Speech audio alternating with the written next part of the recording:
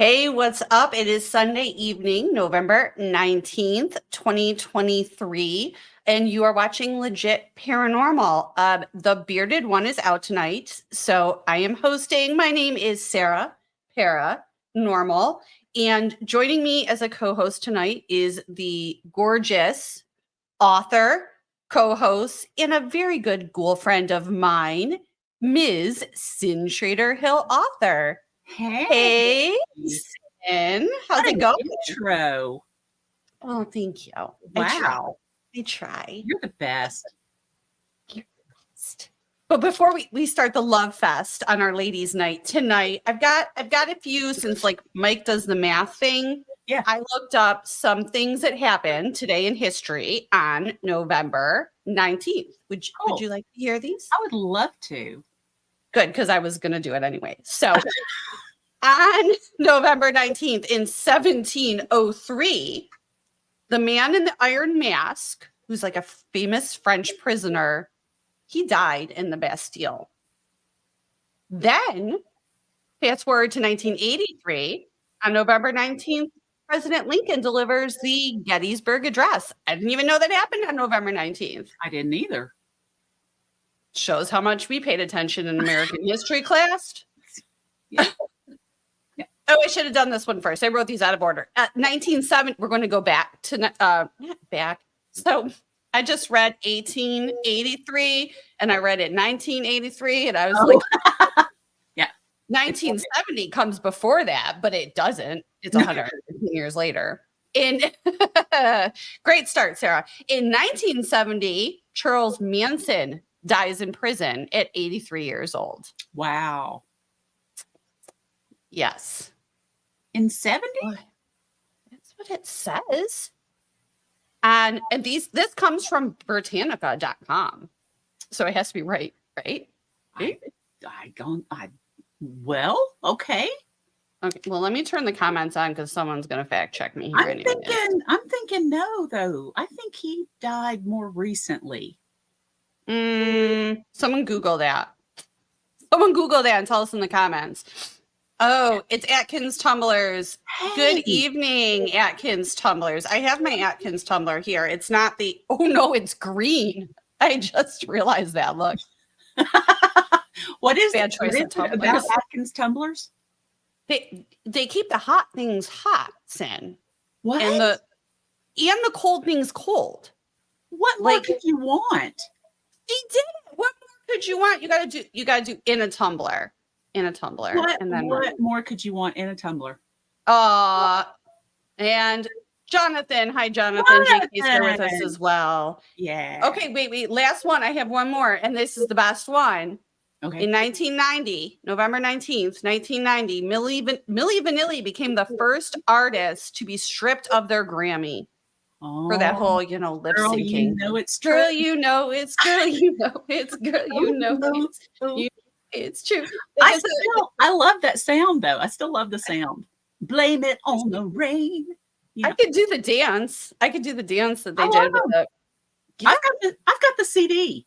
You got the CD. She's still got CDs, folks. You bet. Well, speaking of girls, we have some ladies as guests tonight. Would you care to do the introductions? Love to. Awesome. They're coming to us from the Huntsville, Alabama area. They are superheroes during the day as well. They're nurses. So, these are busy girls. They love to help out historical places with their hunts, investigations, and things like that. If you ever want a group to travel with, you want it to be them because they have the best snacks around. Oh, snacks are important when you're ghost hunting. Listen, like super important. People don't realize. You have no idea how many snacks these girls bring. It's unbelievable. It's like a buffet. It's great. It's great. Oh man. So please welcome Suzanne, Sue Olson, and Lisa Murray. They are the Breaking Broads ghost hunting team or part of it. Bench Breaking Broads. How are you tonight, Sue and Lisa? We're good. Good. Good. Glad to have you here. Before I get started, because I forgot to do it earlier, I'm going to another great song from the 90s, Ain't Too Proud to Beg. And I'm not too proud to beg for you to like and subscribe to our YouTube channel at Legit Podcast, DOTCOM. Please, it's free and it would really help us out. Now that I've got that done, I guess we can jump into it. So I host another show on Legit Podcast with Mike, which is Paranormal 101. And Mike's always King Mike's always really big on like the name of the group and how people pick the names and how important the names is. So I am curious about your name because when I first saw it, I pictured that you guys were like jacked, like weight bench. Like I thought that they were going to be like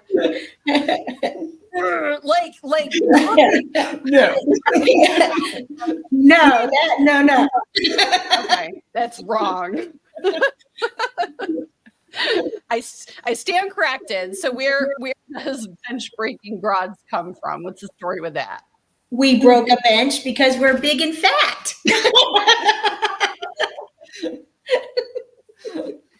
We were we met at Old South Pittsburgh Hospital in South Pittsburgh, Tennessee, and it was our first investigation. And we were in the basement sitting on a bench, and the bench actually broke. And so everybody would say, "We know who you are. You're the broads that broke the bench." So then, what do you call yourself? The bench breaking broads.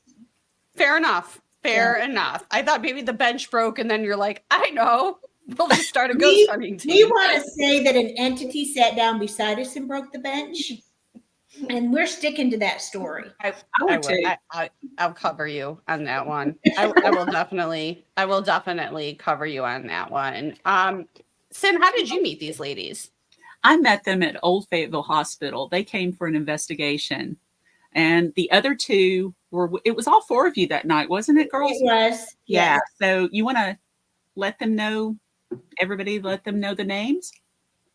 Oh, we have in our group, we also have Helen Ryder and Margaret Hall now. She recently got married again. And they are sisters. And they are the two that I met at Old South Pittsburgh Hospital. And so we didn't know each other. We were the only people that weren't a group of ghost hunters. So they put us together along with my daughter who was there. And we had so much fun and broke a bench. We just decided to keep ghost hunting because we had so much fun doing it. So. And Lisa, you kind of got roped into it. Yes, I worked with Sue and she kept saying, you need to come, you need to come, you need to come. So my first ghost hunt was Waverly Hills. So it's a pretty big one for a first time. For a first timer, Yeah. Yes, I have done Waverly Hills myself, and it is ginormous, to say the least, and intimidating. And Waverly Hills, if people don't know, is also, it was a place where people went to recover or not recover from tuberculosis. So like I'm noticing like a pattern here. So Old South Pittsburgh Hospital, Old Fayetteville Hospital. Do you guys? They're nurses. Like we're hospitals? We're nurses and Helen is a therapist. So That's right. Okay. Yeah. So you're drawn to that type of location because of your occupations, you think? I think we like all historical locations. Yeah. It really doesn't matter. It just happens to be that a lot of those are old hospitals or buildings like that. But we do all kinds of historical buildings. I feel like some of the most haunted places I've been have been where old hospitals or places where doctors and nurses worked.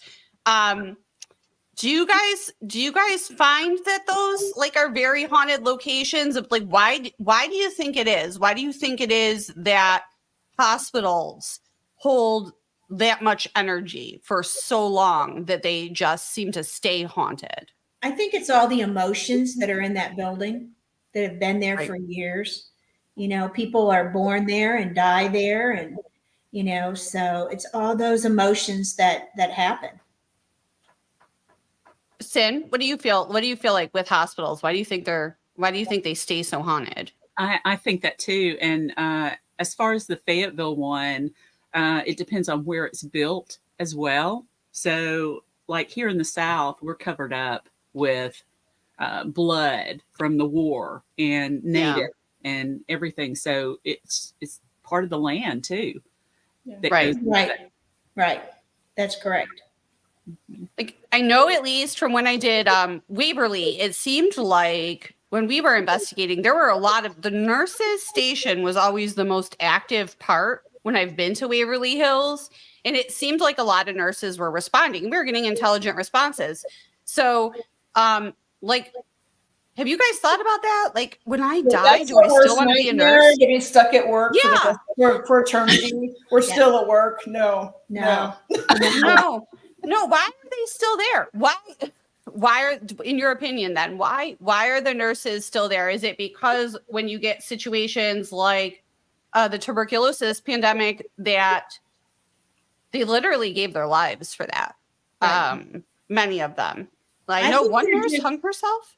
I think they're just there still trying to help who's left. Still, that's their service. Well, Yeah. Cyn, isn't one of the stories at Old Fayetteville, the nurse was there for the little girl? Yes. Yeah, so she was staying there to take care of Right. the little girl, and I could see that. Mhm. She didn't want to leave her Okay. behind. So Cyn, do you know this? What's that story? The little girl died and the nurse what's that Yeah. story? This one little girl that hangs out around the maternity area hangs out with the nurse, one of the nurses that really loves coffee. So She loves a coffee? she does. She does. Did you just make fun of me like Mike does? Yeah, I I did. I'm sorry. I told you I was doing a mic impression for parts Mike, of the you've evening. changed. You've changed. This little girl died from sepsis. She had an appendicitis that ruptured, sepsis developed, and her parents were there when she died. But because they weren't in the room with her, is what we've kind of all come to the conclusion of why she's still there. Because talking with Mark, and he had talked to this little girl as well, she thought she was left. So, I mean, they had gone to make arrangements for her body for the funeral, but she thought she was left. So part of her just stayed there, hung on to this nurse, and there they are. She is going away. She is. Yes, she's fading. So the last time Mark was at the hospital, which was about 6 years ago, something like that, the legs were already gone. She's a full body apparition. Yeah. Okay. Yeah. I've seen her from here up. She's poked her little head around, and I caught it, and she is just kind of goes, sucks back in. But she's all over that first, and she'll go up to the second floor. So this is when? Do we know about the time period? It was after the 50s, so it was either in the 60s or the 70s when it happened.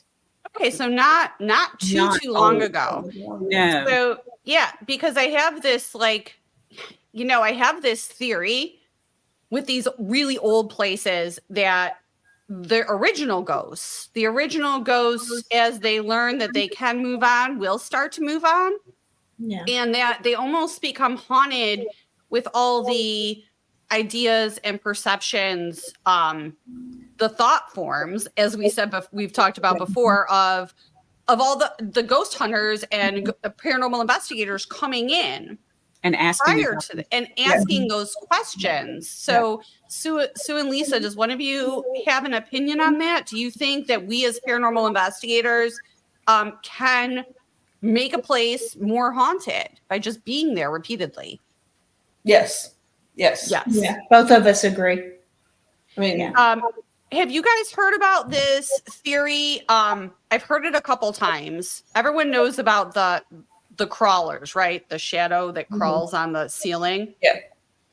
There's no record of those showing up until paranormal investigating or ghost hunting became really popular. So there's a big theory that those actually are part of a thought form that we're all bringing in with us when we go to these places. So I guess my follow-up question would be to Sue and Lisa. Sue, I think maybe for you, because you mentioned in your bio ethical and cultural perspective. So do we think it's ethical? Are there ethics involved in this, in us going into these places and investigating and possibly creating thought forms that are then stuck there as if they were their own entity? Well, we never provoke. That's one thing our team never does. Mm-hmm. We're always respectful. Through the history, like when we go to a hospital, Lisa and I, being nurses, have studied nursing history. So we can go in and talk to nurses. That's what we did at Waverly Hill. I mean, it had been a long time since nursing school then, but I had to go back to way back when nurses started, trying to get them to communicate with us through, my knowledge of history and how nursing was. And so we don't ever provoke. We actually, if there's, we do a lot of private homes. If something appears to be evil or something like that, we actually don't go in and do that. We have Cyn, who we always contact for help, because that's just something we don't feel comfortable doing as a team. Cyn, you're the backup evil Ghostbuster. She's our knowledge person. She's our knowledge person. We go to her for our knowledge. This seems dangerous. Let's call Cyn because she doesn't care. Oh, yes, she does. Because if she doesn't know, she's going to ask Mark. So, okay. And I'll tell these girls, and they've heard me say, I don't know, many times. Yeah. If they ask me a question, I don't know it, I'm going to tell them I don't know. Right. We'll figure out something. We'll find out somebody that does know. Okay, so Cyn, then what's a case that they called you in on that was just like, and you were like, the Wizard of Cyn? I'm gonna guess that's Mike. or is it Rick? I don't know. Is it Rick? No, it's Mike. No, I don't think it's Mike. It's Mike. Thanks, Mike. So, Cyn, you've been called in because they're like, we're not doing it, so let's call Cyn. And you've gone in, you were like, I don't want it either. Has that happened? I honestly have not gone to any of the locations they've called me about. You went to one with us. I did. That house in Huntsville. Yeah, the house in Huntsville. Yeah, that is right. Yeah. The other ones were either in Mississippi or correct. Yes. Somewhere else. She gives us her knowledge as to what we need to do to help them. Okay. And other teams we can reach out to in that area, perhaps. Because we've even went into Georgia and done investigations, and we're in North Alabama, so. Yeah, you guys go all over. I kind of saw that. So Cyn, you got any, do you have a follow-up to anything they just said there? So I know a story that these girls were a part of, and Sue and Holly Wolfgang out of Southern Phantom Chasers. And that is okay. So she actually went with the bench breaking broads a lot in the beginning of her investigating, right, girls? Yes. Correct. Okay. So at one particular place, and I'm going to let Sue tell us what exactly happened, but they found a child that was looking for his mommy or her mommy. Do you know which one I'm talking about? That was the husband. No. You got the wrong. You're not. I don't know where you're at. It was a caretaker was upset with you all. I'm thinking this was in Greenwood. No, we've never been to Greenwood. Not. Oh, okay. Are Well, you talking about the one that we share with Hallie? That we got a hold of you. So Cyn, maybe. that the was demon woman- erased your memory, Cyn. Yes. That was the woman I sent you the email about who had the new alphabet. That there Okay. was an alphabet that she was getting. Do you remember that? What I are do. you guys talking about? We don't know. That's why I sent it to Cyn. We don't know. Cyn. So, okay, back up. About. Okay, The Cyn. one I'm talking about is where Sue and Holly started praying for this spirit to find his mommy, and when they came downstairs, they had been watched the entire time on camera because the caretakers were watching. And Lisa's going, I don't remember this. I don't remember this either. And Was it in Florence? Are you talking about the one in Florence? might be. Holly just told me this recently. You guys are worried about location, and I'm just over here going, I have no clue what she's talking about. WW, MD, what would Mike do? And you say there's like a child looking for its mommy over here. That definitely doesn't sound right. I'm not. This is not ringing any bells, ma'am. Yeah, it's not ringing any bells. Well, let me clear it up and then move on real quick. Okay. I should do a breathalyzer. That's definitely Mike. That's Mike. Yeah. So anyway, from what I remember of the story, that you guys started praying and telling the child to go toward the light. Oh, Crooked Creek. Crooked Creek. No. Holly wasn't at Crooked Creek. What child going towards the light? I don't even know what you're talking about. Okay, Let's call it Crooked Creek for wherever this was, you came downstairs and the caretaker said, "Why did you do that? You know we make money on these ghosts." No, that wasn't us. That wasn't us. That wasn't us. It wasn't. If it wasn't them, though, it is a great story, Cyn. Thank It you. is a great story, but it wasn't us. I'm so sorry. It is a great story, and it circles back to the ethics and concerns. And we've talked about this on this show about how if there's a child that's stuck, we should be trying to help it or cross it over. Now, as far as the praying goes, people have different ideas, Right. Depending on like just picking a religion for this child. But so then we'll bring it back, and the caretaker said they make money on the ghosts, and that's why they don't want these spirits crossed over. So Sue, Lisa, bench breaking broads, where do you believe in crossing spirits over as you come across them? Because that's a hot topic. Not everybody thinks it's their place I don't to know cross that spirits you over. Can make a spirit crossover if they don't want. Well, to. yeah. Exactly. I mean, we usually do a prayer and we ask them to go where the Lord commands them. We don't necessarily say cross over. Right. And it's been our experience that a lot of spirits come and go. They're not here all the time. Right. They can cross over when they want. Right. And And then they come come back and visit. That's That's been what- our okay. experience. Are you using Lord in the broader sense of the word, or do you just use Christian prayers because that is your religion? We use a Christian prayer because that's our religion. Your religion. Okay.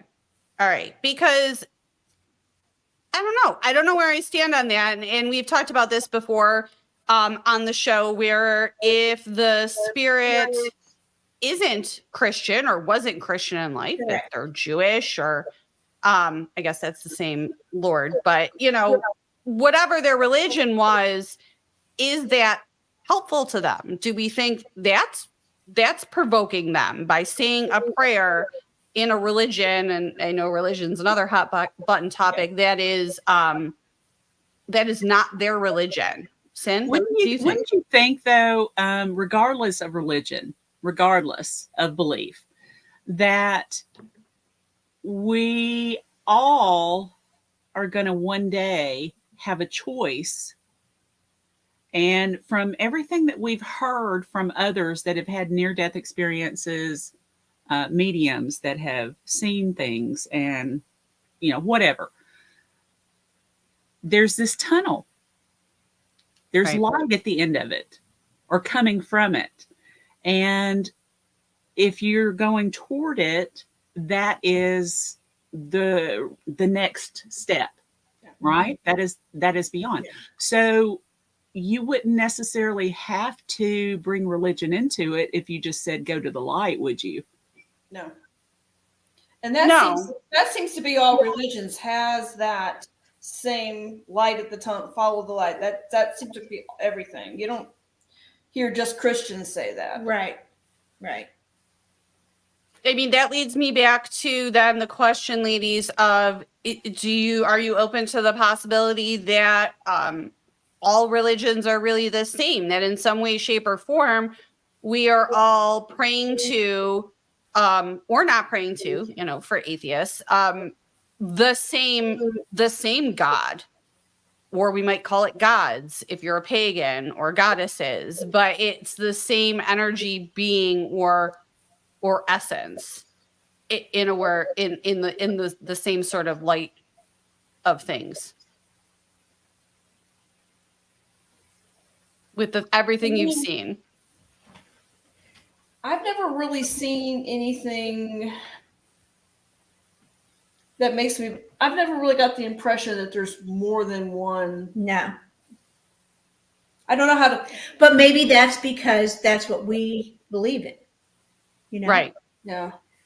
So you're focused on what, and we don't usually try to cross people over. There's only been a couple of times. And I don't know so much if it was crossing over or is letting them know they could go if they wanted to. What did you tell them to? We were at Perryville Battlefield, and there was a general there that he was staying there because there was one of his men that still hadn't went on. He was still there on the battlefield. And it was a 16-year-old boy who was afraid to cross over because of what he had done. The things he had done in war. And so, our thought process was, this was war. We understand, how you're feeling, but this was war, and, your sins can be forgiven, and don't be afraid to cross over. And, but it's your choice whether you want to do that or not. It wasn't like we're going to make you go type of thing. We've never said that. Mm-hmm. It's if they want to do so. And we've been back to Perryville since then, and we've never been able to communicate with the general or that 16-year-old soldier again. So whether they crossed over or they just don't want to talk to us anymore, I don't know. I mean, I think you're on the right track when you said that. I don't think we can make them cross over. And also, judgment tends to be a recurring theme, where spirits are afraid of judgment if they believe in a religion where there is judgment when we pass. Cyn, your thoughts? And we talked about that, like serial killers. Maybe that's why their spirits still hang around, because they know how bad they were, and they're afraid to be punished, in the hereafter, depending on how they were brought up. That's like a whole nother thing, though. That's like, because like if you're a serial killer and you believe in God, and you believe in judgment, why are you serial killing people? Just like stop killing. Stop. Oh, they have a Mike tonight. Yeah. What did you say? You are Mike tonight. No. That is scary. If you look at a lot of histories of serial killers, a lot of them were raised in very religious households. So they may not when they're killing be thinking of the religion, but when they get caught, all that upbringing comes back to haunt you. I mean, I'm not gonna say all religion's bad, but it's fucked up a lot of people. Just saying. There's some extreme. Yeah. There's an extreme, extremes, yeah. Yeah. Yep. There's a lot of extremes. That's with anything too. Cyn, do you have any questions on a different topic? You want to keep going? Okay. Talk about some of the places that you have helped as far as raising money for them on your investigations? Because all the money that you take in for tickets goes back to that place, right? Correct. So let's tell about a few of those places.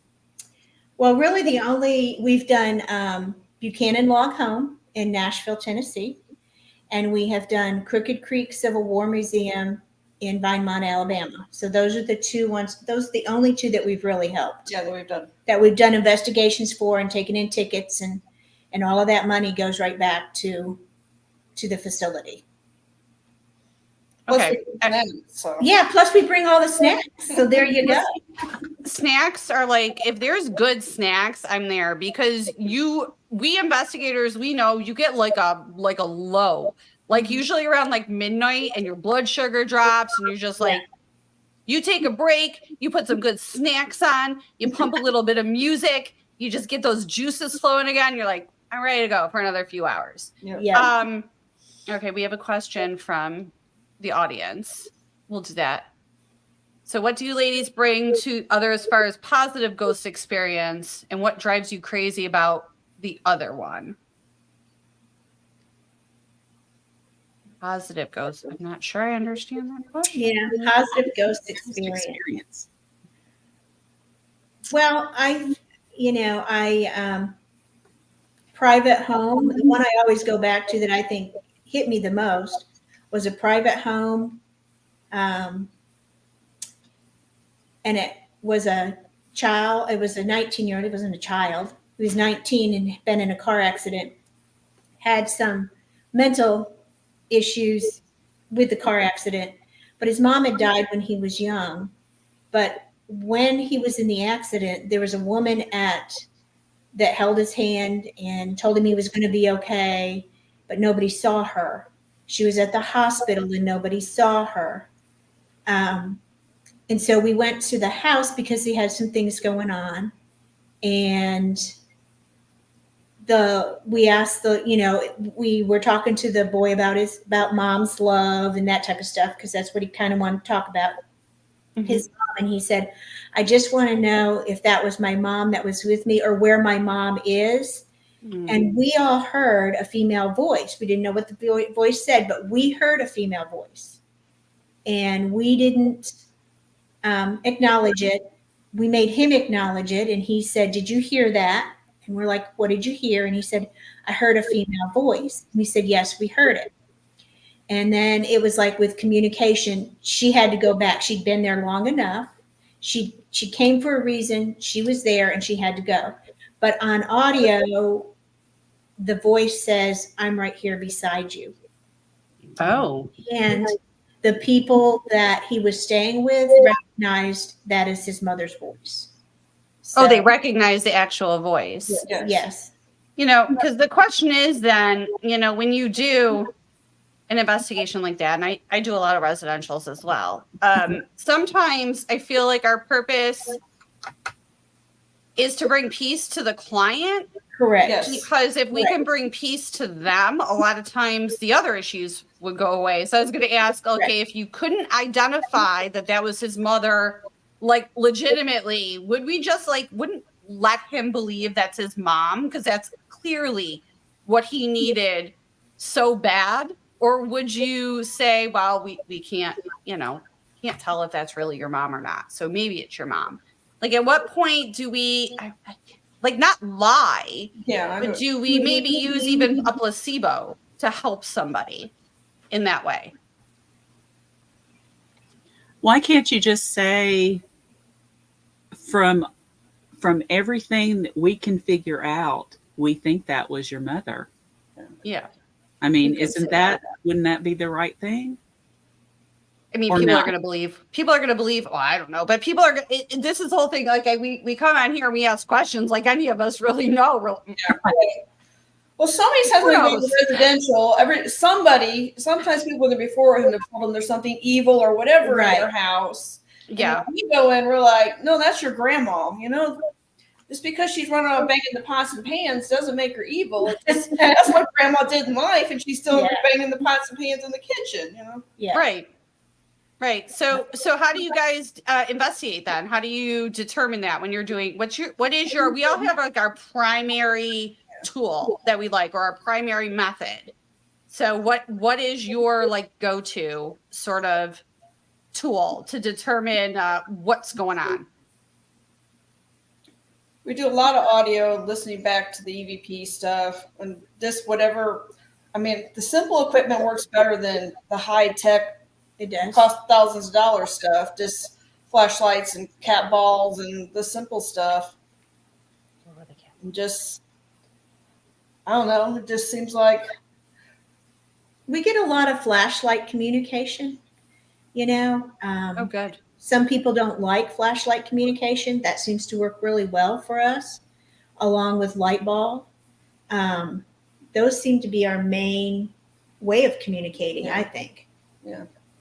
I think it's different for everyone. So if you guys can get that done. And like, I have to admit, so when I first started the podcast, I was so anti-cat ball. It wasn't even funny. Who knows this? Like, I would fight with Rick about the cat balls. I'm like, because I've seen them be set off by people's voices and footsteps. Yeah. And ironically, right after I'd had that argument on air with Rick, the very next investigation I did was after the party on Block Island in July. And Rick had snuck a cat ball into my purse. Cyn, have you heard this story? No. Rick is another one of our hosts. He snuck a cat ball into my purse. And I set it up at that investigation as a joke because I was like, cat balls, you know? It was the only piece of equipment that went off. And I tried to debunk it. I was screaming at that cat ball. We were running up and down the stairs. We were jumping up and down, and nothing set the cat ball off. Yeah. And then the minute I would sit down next to it, the cat ball would start going off. I'm like, ridiculous. Hey, that's Mandy. Mandy. So, Cyn, would you like to tell us what your favorite tool is, or do you have a question for the ladies on like the flashlight? I like the flashlight method too. I just can't. It's hard to find the flashlights that they can manipulate, turn on and off these days. They're like $1 million. I think so too. My Chrissy on my team is really good with the flashlights. I've never been great with. That's why I just keep my recorder.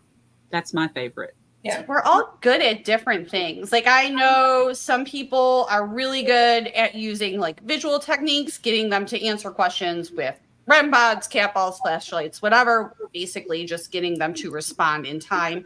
Some people catch great EVPs. Some people are great at, it's like, it's different. Yeah. And I don't know that necessarily depends on the spirit, but it's more dependent on, I think, our energy. I don't know what you think about that, ladies. Do you think it's just whatever works with our energy? The spirits are going to use the tools that we could relate to best, or do you think it's like their choice, like dealer's choice? They're like, I'm going to come in and talk through that thing. Well, if it's residual, they're not going to communicate with you, Right. with a flashlight. Yeah. So you've got to have somebody that's intelligent to be able to communicate with them. And I think it's just our approach. We're very low key. We're very calm about what we do. We don't get excited. Lisa might scream a little bit sometimes, but that's real people making her do that, not anything else. Oh yeah. But the meaties are much worse. The meaties are, and that's what I call the living in these situations. Like when you have to determine like what's people or not, because I consider the ghost people too. The meaties are the live ones. Yeah. And they are so difficult to work with sometimes. Yes. But I think it's our approach. That's what I think. I just think it's our approach. We can be somewhere where a flashlight doesn't work all night, never get a hit, and the next investigation you go to, it works all night long. So how do you explain that? That it will work one time and it won't work the next. So I mean, that's kind of how we go with a lot of our stuff. Like this piece of equipment never works, but now it's working. Why? I think they pick what they want to use. Yeah, I think and we tell them that sometimes. We want you to use this. We were at a home in Mississippi where there was a little girl. Lisa's going to remember this. There's a little girl, and she was playing with the flashlights. And we took one of the flashlights away, and we told her we didn't want her to play with that one, and we put it up. We said, we want you to play with these over here. Well, she didn't like that. She went over and continued to play with that little The flashlight. one we had turned off and put away. And put away. That Yeah. one got used. Yeah. Like Wow. like a child would do. Yeah. She was like 7 or 8, had been burned and died during the Civil War. She'd gotten, in a campfire or cooking or whatever and burned, and she had been taken to this house because it was a hospital at the time, and she actually passed away in the house. But we played Ring Around the Rosie with her, just little kid games with her. Is it a bed and breakfast now? Because I feel like No. just all of these places where someone has been died and been brought there. Yeah. I stayed. Well, what I is mean, it? if you look at any of these historical It's a bed homes in the breakfast South, they were all Civil War hospitals. I mean, Right. they all say that. Right. I haven't been there, but I've been to Gettysburg, and it's like, and that was a field hospital, and you get a field hospital, and you get a field hospital. Yeah. And there's always a story like this child was hit by a horse and carriage, and we drug them inside to die, and now they're stuck there. And I'm like, Yeah. child spirits on this episode. So I feel like I ought to bring it up, Cyn. Yeah. Like, because, if Mike was here, like, he would. So we've discussed the theory on this show a lot that children and animals go straight to heaven. So in the case of this story, Mm-hmm. why would the little girl still be stuck where why would she still be stuck where she died? What kind of like justice is there in Right. that she can't move on? Right. And see, my religion, I always believe that children and animals go to heaven. But doing this, then you find, but you don't really know who you're really talking to, right? Okay, that's what would have come up next. Yeah. That's where would have got next with the Because bearded it one. could have been somebody pretending to be Right. this little child. Was this child ever there? Did all these ghost hunters come in there, say there was a child there, and make this child up, and this child's really not there? I mean, I don't you can't see them, so you don't know. That's interesting. Cyn, have you heard of this? Because they don't know they're dead. That's true. That is true. Yes. No matter So the age. then why is it the first thing we say is to any ghost is, do you know you're dead? Like, you've passed. If there's a light or a place you believe you should be, you should try and go there now. Because if that's true, if people just don't know their past, which I've gotten an EVP where someone asked me, did I die? A very clear one. So, I believe that's true. Some people do not know they've passed. And, obviously the response is, yes, you have passed. You should go if you can. You don't have to be here anymore. So why don't we say that first then? Like, I just thought of that. Like, Cyn, why don't we just say that? Why don't we just make that disclaimer before we leave? Make an announcement when you walk in. Yeah, just so we're clear, if you're talking to us tonight and you're not, Sue, Lisa, Sarah, or Cyn, if you're not one of those 4, you are dead. You are in fact dead. You are deceased. You should go now. Like, you're free to go. Like, should we be making that disclaimer? You look like their mother and end up what? Looping, she said. I don't know. Oh, yeah. Like a If video. well, then that's a residual. And in that case, if it's a residual, and you ladies mentioned this earlier, their actual spirit isn't there. It's just a recording. Right. It's just a recording. So we're not, worried about that. That's just a recording of their energy. I would be more worried about a conscious spirit not knowing they're dead and being stuck there. So The one's using the flashlight.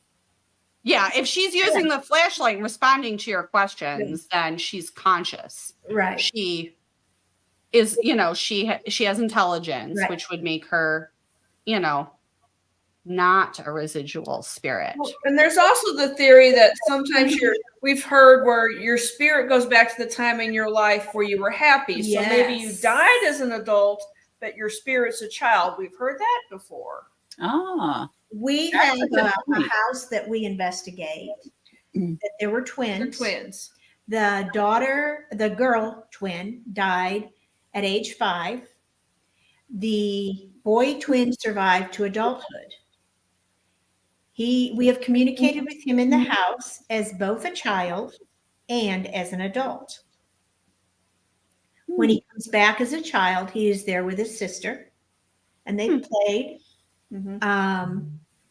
But when he comes back as an adult, knowing the history of the family, because we really do intensive history, we can tell stories about his life, so to speak, and get communication that way as he was an adult. But sometimes he is a child Playing with his little sister. playing with his little sister. So Cyn, what are Well, your thoughts on that, Cyn? Yeah, I I don't know how that happens. yeah. Do Well, you think we can come back as different as we choose as we choose to be when we pass? Well, just think about the spirits that sometimes show themselves as full body, sometimes show themselves as just a wisp of smoke. Is it that that's the way they want to appear at the time? Right. Dimension, Joanne says, and I have an interesting story about that. I was at a Strange Escapes at Waverly Hills, and someone was telling a story about seeing a ghost in their home, and they saw the ghost when they were an adult. And then somehow, okay, I'm gonna tell this wrong. They were talking to their aunts who lived in the house about the ghost they saw as a child, the child ghost that they saw. And the aunts told him, well, when you were little, you used to see a ghost of an adult man kind of dressed like you are now. Oh, Almost implying as a child, he was seeing himself as an in the adult. future. Yeah. And Wow. as an adult, he was seeing a ghost of his child. He wasn't dead. Wow. So, I mean, who knows? It's all a mess over there. So I'm yeah. are any of us experts? Really? Yeah. And I think we got to admit that, right? We just got to be we can But see I you think, ain't see from what you've seen, but this private home we've went to several times, and I think the longer you go to places, they are more familiar with you, and so you Right. catch on to these things. If you went there one time, you would have no idea that this person, who it is. I mean, you'd know who it is because you can, if you do your history, you can go down through the history. But anyways, I think we just see it because we've went there so many times that we've seen him as a child and we've seen him as an adult. And if you only went Right. there one time, you wouldn't know. It's a good reminder not to make assumptions when we're investigating that just because we might be communicating with a child spirit doesn't mean it's not an adult that passed. Yeah. And maybe they were happy in that place as a child. And we also don't know that if they're experiencing the place the same way we are, Yeah. they could be experiencing it Christmas time when they were 5 and they were with their brother. Cyn, what do you think about that? You think some of these spirits, they might be conscious, they might still be there. We're considering them stuck there, but perhaps they're actually reliving the happiest time of their life in that place. Do you think that plays into it at all? Yes. I think that's why some are in the places they are. Right. That was the happiest time of their lives or whatever. But then you've got others that are stuck because it was the most tragic spot too. Okay. So that's so see this, kids don't stick around. That's definitely From Mike. King Michael. Yeah. What we're saying is, Michael, he can't talk back to us right now, Cyn. He can't talk back to us. That's all I can do. Right. I cannot show it. Is that it might be an adult spirit appearing to us as a child. So it's still technically the same person, Absolutely. not a demon, but It's Did you just hear that, choosing Mike? to appear it. Did we hear that, Mike? Mike. Can't do anything about it. This is awesome. Have you guys haven't met Mike, right? I'm not putting anything you say up right now. All right, Cyn, we're getting to about any burning questions you have left to ask these ladies before we run out of time, Cyn. All right, you two. What is your very top bucket list item that you want to go? I don't know. Where do we want to go? I don't know. That's We've right. been- The hospital. We've been The doing this hospital. so long. We've hit our bucket lists. I think we've been doing this so long. You didn't mean, I rearrange really- your bucket list? Well, I've been to Gettysburg, not really to ghost hunt, but I've been there. I don't know. Waverly Hills was mine, and I did it, and so now Yeah. I need to find a new one. Yeah, But I want to go back alone. So I was on a I was with a Strange Escape. So there were a lot of people there, some which have ghost hunted before and some which hasn't, which is fine. But when you're doing it a long time and you're like getting into something, you're like, oh, I almost have someone, and then someone shines a flashlight in your face. Yeah. yeah. It's like, oh, like I don't want to be mad at you because you don't really know any better, but Yes. Yeah. now I got to go back and do Waverly as a investigator. Gotta find out how much it is to rent that place out, and I guess it's not cheap. It's not cheap. Yeah. We went on one of the public ones, and all the public people that kind of didn't know what they were doing were all gone by midnight or so, Right. and then we had the place to ourselves Till like 6 in the morning. So So that's what, and it's cheaper that way. yeah. Ooh. Cyn, We Yeah. had, we all go. I've not been yet. Trip? I don't really want to We- go. Group trip. we had a couple of people that trailed along with us that kind of just hung with us. We didn't know them. They were okay. Yeah. But they ended up leaving us after a while. Yeah. They told them not to have the head helmets on, with the lights, Yeah. Oh Lord. because there was bats in there. And so Did you we say didn't rats? use ours. Bats. Bats. Oh, I was gonna say. See, this is what you're like. Thank God it's not a rat; it's a bat. Yes, I had a bat fly at my head. Yeah. In Waverly, I was like, Yeah. as long as it's not a rat. Yeah, no, I didn't see any rats there. I wouldn't have been there. Did you guys go into the death chute? I went down Yes. part of the way, but Yeah. that's long. Then when you go down, you got to come back up. Yeah, it's long, it's very dark, and it's creepy. So, Cyn, Waverly Hills, I don't know if you heard, had a way to bring the bodies in and out. I've seen pictures. Yes. It is. I don't even know if it's that haunted. We didn't get anything in there, but it is definitely just scary. Yeah. Yeah. Because it's like wet underground and just a long, it's very steep and you got to go all the way down and come.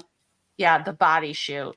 Yeah. Body chute, death chute. They brought the bodies through there. It's creepy. I want to go. Creepy.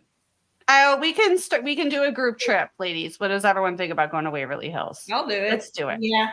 We'll do it. We're in. Let's get a bunch of people. We'll go to listen. Waverly Hills. The I'm two, in. these two right there, those two, Yeah. they send me messages all the time. We're going to so and so. Can you go? Yeah. And I haven't gotten to go to very many, Mhm. but they reach out. all the Message time. me. Message me. I'll go. Yeah. We're getting ready to do our 2024 trip. So we sit down in December here and we'll get it lined out for the year. So That's what we need to do. So yeah, legitpodcast.com. We are looking for locations. So we just got to pick one. And yeah, we need to get that done here soon. Anything before we run out of time that you ladies want to bring to our viewers' attention that you need to make sure gets said? no, I can't think of anything. Can you, Lisa? There's not a demon in your house. I promise you. There's no There's demon. not a demon in your house, she says. There's not. A second. Oh, Skinwalker Ranch. Wouldn't that be interesting? That would. Yeah, it would. Yeah, there's not a demon in your house. I've done a lot of private investigations too, and it's never been a demon. No. I have to ask them. And don't pay anybody money to come to your house to do this. We've run into that a lot too. Yes. People have paid money. No, don't. Admin's tumblers. I can't lift up my tumbler because it's green. That's too funny. And so you can probably see there's like a witch on there. It's cool, but it's Yeah. green, so it doesn't show up. Yeah, Atkins tumblers, they keep the hot things hot and they keep the cold things cold. Not one in a million. Not one in a million is a demon. That's what he's saying. Oh. I've never run into one. Me either. Me either. And could it happen? Sure. Yeah. It just hasn't happened yet. Right. And But we if don't we know think there's again. one there, we're calling You're Cyn. calling Cyn. Cyn. Definitely call Cyn. I'm not lying. If you're They're near not lying. Florida, you can call me. I have the same Okay. sort of like Cyn's. I'm just like, I'll do it. What the heck? It's Well, not we'll so go much in we there. want her to do it. It's we need her knowledge. We need her That's knowledge true. to know what to do or how to take it. Yeah. Because we don't. And none of us should ever, be afraid to admit that or stop learning, because I learn something new on every single investigation I do. And I'm always like the cat balls, throwing out things I thought I knew and replacing them with better knowledge.